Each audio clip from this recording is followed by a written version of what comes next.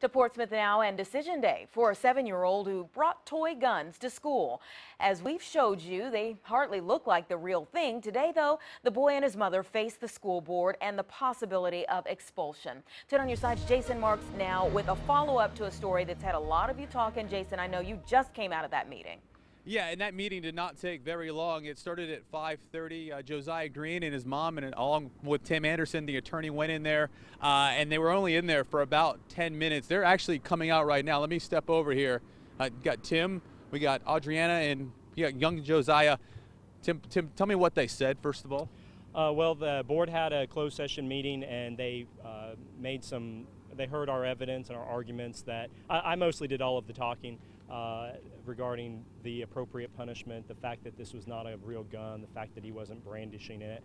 And the board heard the arguments. The superintendent withdrew his recommendation of expulsion, and we're supposed to find out in a little while whether or not he'll be allowed to return to school for his last day tomorrow. And yeah, you were trying to get him, he's been out for a month, you were trying to get him right back in tomorrow. Yep, tomorrow's the very last day of school. It's a half day, and we wanted to get him back in there to finish out the year and say goodbye to his friends. I saw you with tears in your eyes when you came out. Why was that?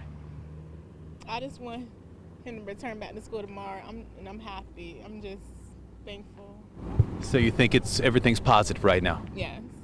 And I'm sure you're looking forward. What will happen, guys, is the school board will hear all of their disciplinary action tonight during a personnel meeting, closed door, by the way. And then what they'll do is at the very end, they'll vote. And then, what you just heard Tim Anderson just say, the superintendent withdrew the expulsion, and what they're asking for is for Josiah to go back to school tomorrow for the last day of school, so we won't have to miss all of next year like we thought that might happen coming into tonight's meeting. We will have much more on this story coming up tonight on WAVY News 10 at 11, but for now, that's the latest here in Portsmouth. Jason Marks, now back to you. All right, thank you, Jason. A lot of new information there.